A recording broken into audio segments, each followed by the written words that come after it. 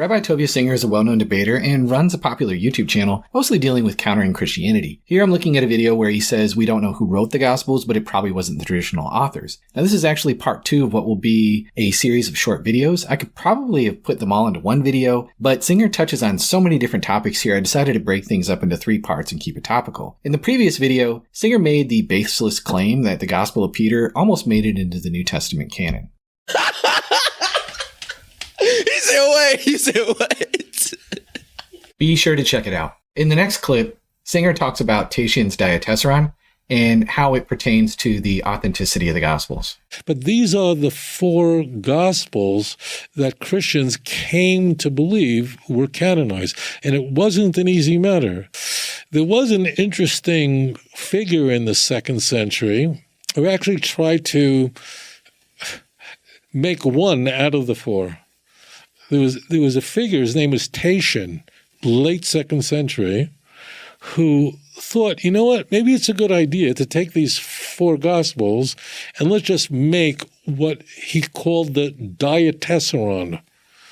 And it was actually his effort to squish all 4 Gospels into one Gospel that just had it all in it, because John is really quite different from Matthew, Mark, and Luke. But okay, so let's add some clarifications here. The title Diatesseron literally means out of 4. And as Singer acknowledges, Tatian is harmonizing, or as he puts it, squishing together Matthew, Mark, Luke, and John, using John as the backbone. Now what Singer is talking about here is the fact that there's been a long-standing scholarly debate about how far back we can trace the roots of the fourfold gospel. Even though the 4 gospels obviously existed in the 1st century, there's still discussion about when Christians began to gather them together and view them as a unit. Most skeptical scholars will say that this didn't really gel until around the time of Irenaeus in 180 AD, who wrote, "It's not possible that the Gospels can be either more or fewer than the number that they are, for since they are the 4 zones of the world in which we live, and 4 principal winds, and the cherubim too were 4-faced. Now, Irenaeus is often portrayed as a mean, old, Orthodox heresy hunter and book burner. But interestingly, Tatian formed the Diatesseron a decade earlier when Irenaeus wrote. We need to remember that Tatian just didn't come out of nowhere, but was actually a student of Justin Martyr. History tells us that Justin was a pagan who grew up in a Jewish environment. He studied Stoic, Platonic, and other pagan philosophies until he converted to Christianity in about 132, possibly at Ephesus. At one point in his writings, Justin indicates how many gospel he knows when he describes these gospels as drawn up by the apostles and those who followed them. This language implies at least 2 gospels written by apostles, and at a minimum 2 written by apostolic companions. Justin quotes or alludes to passages from all 4 of the canonical Gospels. In such a case, Justin provides evidence that the fourfold Gospel became authoritative in some parts of early Christianity by at least the middle of the 2nd century. In fact, Justin tells us how the Gospels, which he called Memoirs of the Apostles, were valued in his day. He writes, "On the day called Sunday, all those who live in cities or in the country gather together in one place, and the Memoirs of the Apostles or the writings of the prophets are read as long as time permits. Then when the reader has ceased, the president verbally instructs and exhorts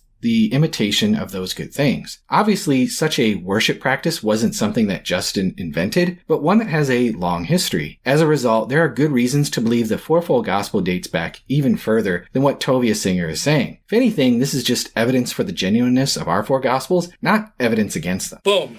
Roasted. Okay, so let's see what else Singer's got. The real answer is that communities Christians came to believe that these 4 Gospels belonged in the canon, and there were other communities that thought there were other Gospels that belonged in the canon, but they weren't powerful enough. They weren't strong enough, so their view didn't make it.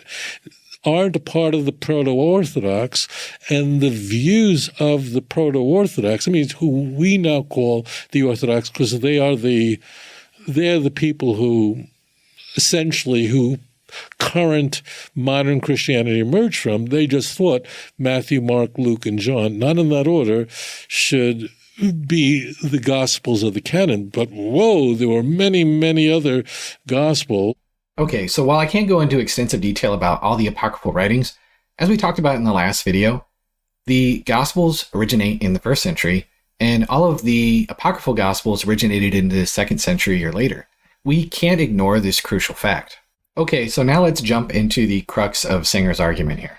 So the books that the church, the powerful people in the church, came to accept as what was canon and what was orthodox, who had apostolic authority, they believed, meaning Matthew wrote Matthew, which is nonsense, but Matthew, they can't believe that Matthew, because Matthew, Levi, was a disciple of Jesus, and that Mark was a secretary of Peter based on Papias, earlier 2nd century, and John was the son of Zebedee, and Luke was a companion of Paul. So those criteria became very important to the church, but it was really reversed. The way it worked is if the people who were in power liked the book and liked the teachings of the book, they then accepted it, and then those books were assigned these names, Matthew, Mark, Luke, and John. Okay, so were these names just picked out by Irenaeus or others and just basically generated out of thin air?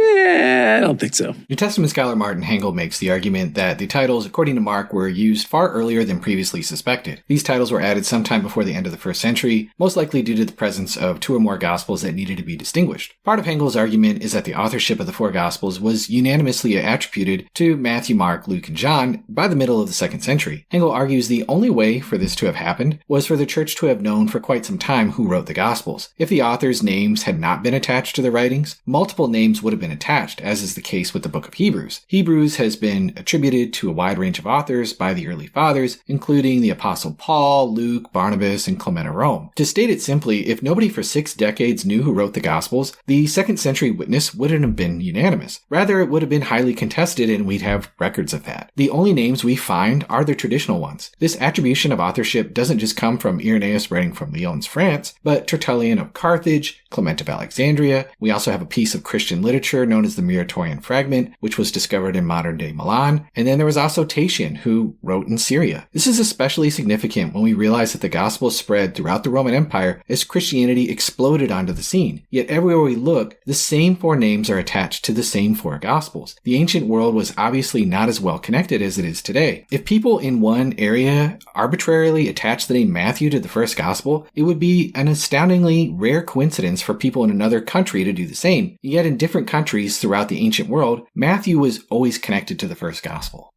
Singer's argument is a very popular one, and you often hear it parroted by skeptics online, but it doesn't hold up to historical scrutiny. In the next video, we'll discuss Singer's arguments against the authorship of the Gospel of Matthew, and if there's any internal evidence that Matthew actually wrote it. So thank you for joining me in this video, and I'll see you in the next one.